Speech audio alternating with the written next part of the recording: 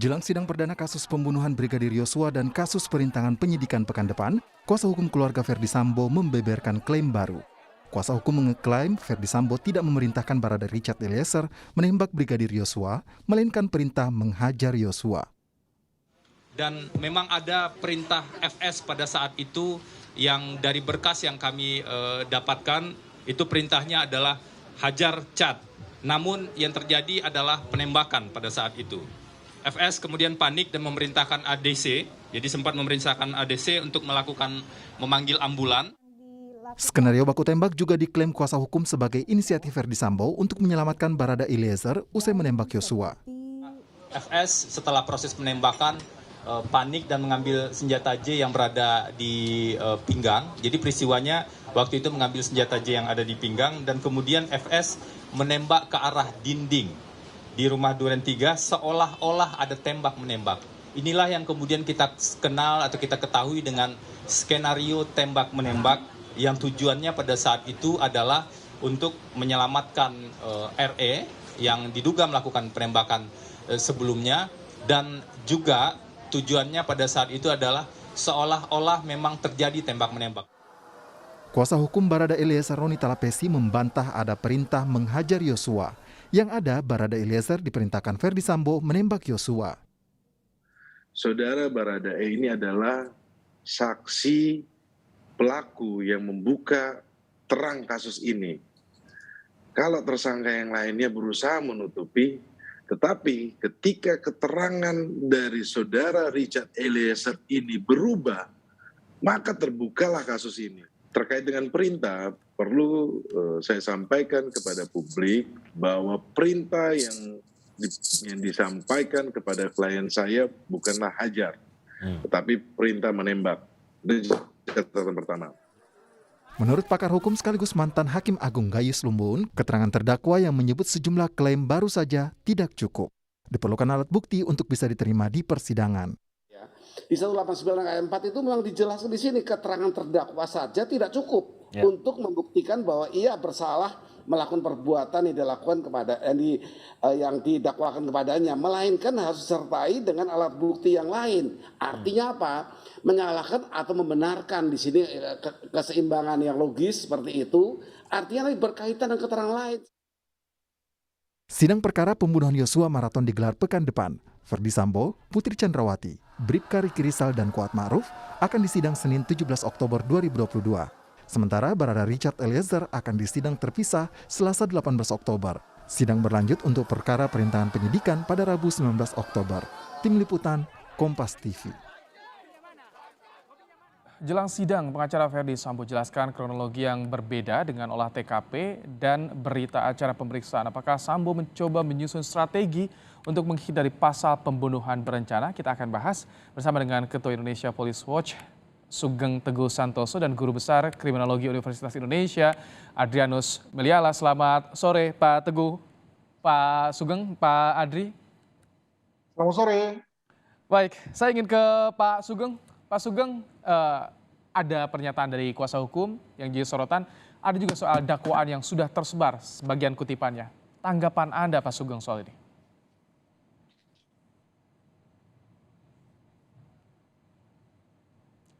Pak Sugeng tampaknya masih di mute audionya, silakan sambil dibuka dulu Pak Sugeng. Oh ya. Baik, silakan Pak Saya Sugeng. melihat bahwa dalam surat dakwaan jaksa penuntut umum dalam perkara FS itu sepertinya jaksa membuka pintu FS lolos dari pasal 340 ya. Saya sampaikan ini dengan catatan seperti ini ya. Dakwaan ini berangkat pada satu alinea di depan saja yang bisa kita lihat bahwa jaksa membuka pintu agar FS lepas dari 340. Apa itu? Dalam dakwaan yang dimasukkan jaksa di persidangan, ya, waktu kritis tempus delicti itu antara jam 15.28 sampai pukul 18, ya. Jam 3.28 sampai pukul 6. Nah, ini waktu kritis yang disebut oleh jaksa untuk melakukan perencanaan, menyuruh menyuruh melakukan perencanaan perbuatan mengakibatkan terampasnya nyawa orang lain. Itu waktu kritisnya cuman 15.28 sampai 18 ya, sekitar nggak sampai 2 jam.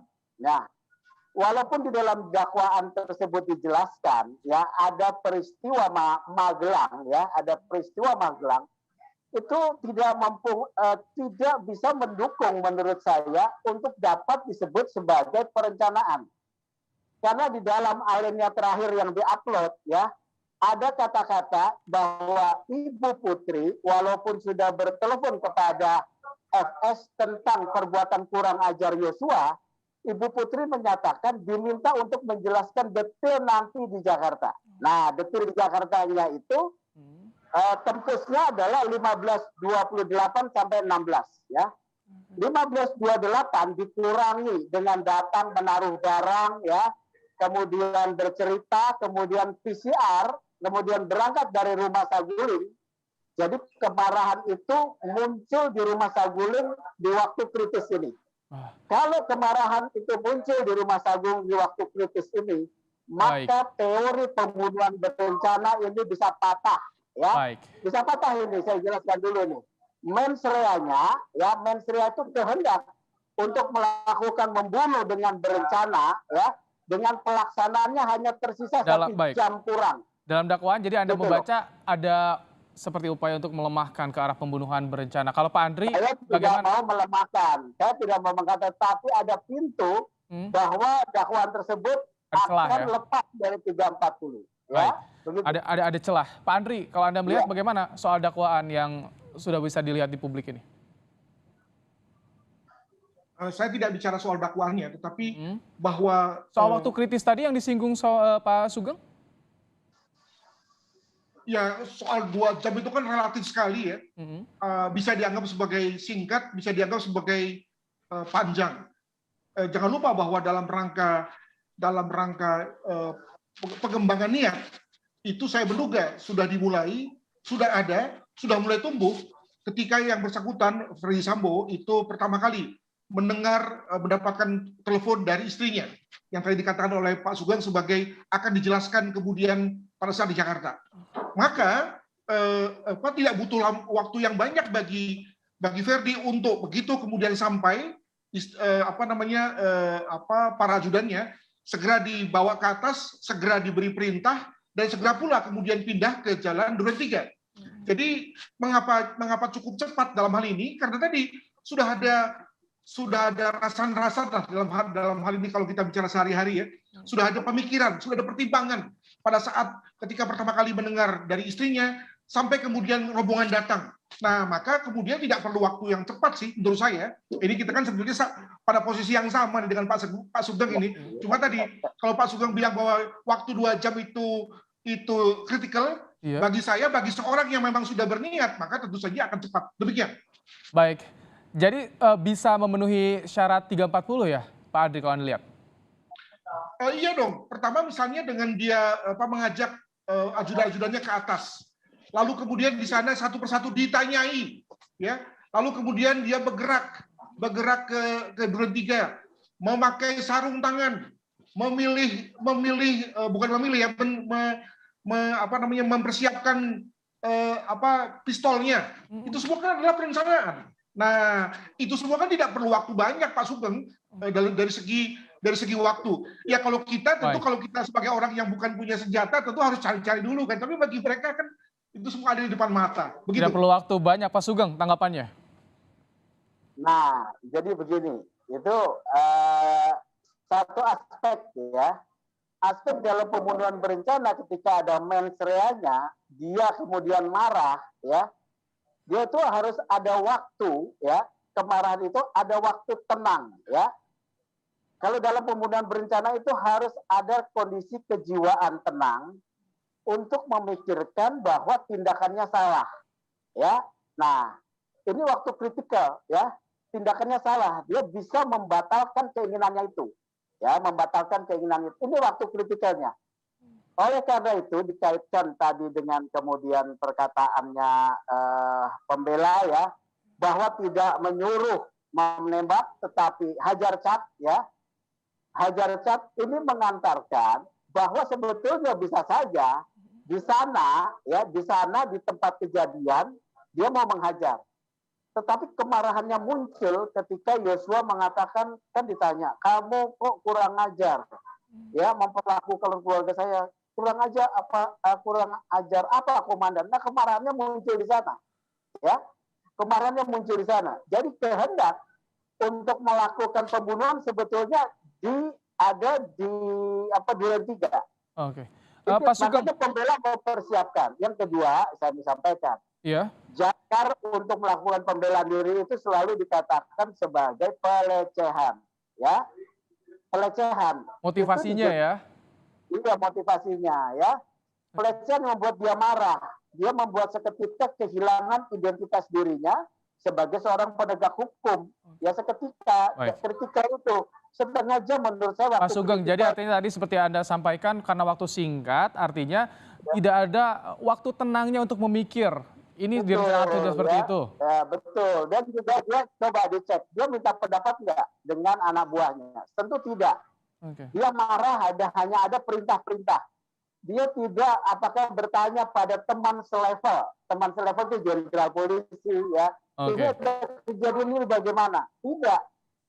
Dia marah, dia ingin wujudkan kemarahan itu dengan memukul. Tapi kemudian ketika Yosua menyatakan kurang ajar apa komandan? Marah lagi dia di sana. Jadi emosi ya, kata kuncinya di sini emosi. Nah, iya, Pak Andri, kalau soal emosi, ini pembuktian perencanaannya seperti apa sih harusnya? Kan emosi, dibuktinya bagaimana nih Pak Andri kan? Soal niat, emosi tadi. Jadi kalau memang benar seperti yang dikatakan oleh Pak Sugeng, maka memang harapannya jaksa betul-betul memperbaiki dakwaannya dengan mengkaitkan, sekali lagi ya, mengkaitkan antara Saguling dan Duren 3. Bagi saya itu tidak bisa terpisahkan tuh. Kalau Pak Sugeng itu ya kita sama ya, dan dia mau mengatakan bahwa sebetulnya perencanaan itu hanya muncul atau baru muncul di Duren 3, dan karena itulah yang terefleksi di dakwaan, maka seyogianya CPU memperbaiki, atau paling tidak nanti dalam rangka proses interogasi di persidangan itu menekankan bahwa lahirnya niat itu sejak di Saguling. Nah, semoga kemudian lalu terlihat benang merah bahwa ketika di Saguling lah perintah nembak itu sudah diberikan kepada Baradae, dan itu lalu sudah terokupai ya, kepala yang bersangkutan itu sudah penuh dengan memori bahwa dia memang harus tembak dan seterusnya. Maka tidak perlu lagi ada satu perintah verbal yang eksplisit untuk mengatakan tembak cat tadi, gitu ya. Karena tadi bagi kita yang memahami hubungan atasan bawahan di kepolisian atau mungkin juga di tempat lain, itu mendehem saja sudah ngerti kok sebetulnya apa maunya pimpinan ya. Nah, artinya nggak perlu. Demikian. Ada psikohierarki dari seorang atasan yang memerintahkan kepada bawahan. Pak Sugeng, kalau Anda tadi yang soal perintah untuk menghajar itu bagaimana interpretasinya, menerjemahkannya sebagai seorang bawahan? Dulu ya. Kalau 338 pasti terpenuhi, membunuh itu pasti terpenuhi ya.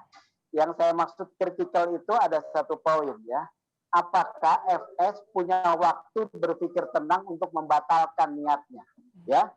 Kalau FS menghadirkan ahli-ahli psikologi ya, ahli hukum pidana yang menyatakan bahwa kemarahan itu meledak baik di Saguling yang kemudian bertahan sampai di Duren 3, kemarahan meledak untuk membunuh ya, dan tidak ada waktu berpikir tenang. Makanya saya katakan tadi, FS itu ada enggak berdiskusi dengan orang selevelnya, jenderal dengan jenderal ya, untuk berpikir gitu. Ini waktu kritikal, ini wilayahnya FS nih, wilayah penting FS. Saya mau menyatakan ini tujuannya apa? Supaya jaksa sama seperti tadi sama Pak Adrianus harus memperkuat pembuktian di pasal 340 ya, harus membuktikan bahwa ada jeda waktu itu sebetulnya ada jeda waktu FS berpikir tenang ya untuk bisa membatalkan, karena syarat pembunuhan berencana ada waktu dia berpikir tenang pada wilayah tenang yang bisa Kalau dari membatalkan peristiwa Magelang kehidupan. ada kaitannya atau tidak Pak Sugeng kalau Anda lihat? Tadi kan Nggak, dipertanyakan juga harus ada kaitan Magelang hingga ke Jakarta. Kaitannya bukan. Kaitan Magelang hanya pernyataan Nyonya Putri yang menyatakan bahwa Yosua berlaku kurang ajar. Itu memicu marah mungkin ya. Tapi dia kan detailnya belum tahu. Makanya diminta dalam surat dakwaan tersebut dikatakan, oh ya nanti diminta datang menjelaskan di Jakarta. Nah di Jakarta ini di Saguling, kemarahan itu meledak di Saguling. Ya. Kemarin meledak di Saguling, dipotong waktu PCR, dipotong waktu beres-beres berjalan, tidak lebih dari 1 jam. Ya. Enggak lebih dari 1 jam ini. Senjata dia selalu bawa. Ya, enggak lebih dari 1 jam. Dia mungkin marah, kemudian sampai di sana, ya dia akan pembelaan lagi tuh. Baik. Cat hajar. Baik. Ya kan, tembak. Waktu dijawab bahwa kurang ajar apa komandan? Ya. Saya salah apa komandan? Marah dia, tembak sama dia. Baik. Kalau Pak Adrian, jadi tadi soal ngebaca perintah hajar itu seperti apa Pak Adrian?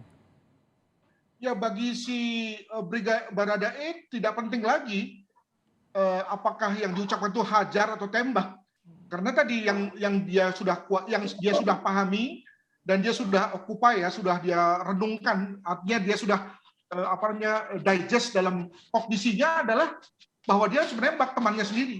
Nah jangan lupa bahwa ini ada hubungan tadi ya, hubungan atasan bawahan, hubungan pangkat yang amat beda ya, dan juga kalau kita lihat lagi ke arah latar belakang Baradae dan FS ya misalnya, maka lalu ada lagi hal-hal lain yang mempengaruhi, maka tadi perintah di Saguling itu sudah mirip dengan sabda itu ya, sabda Tuhan itu yang lalu kemudian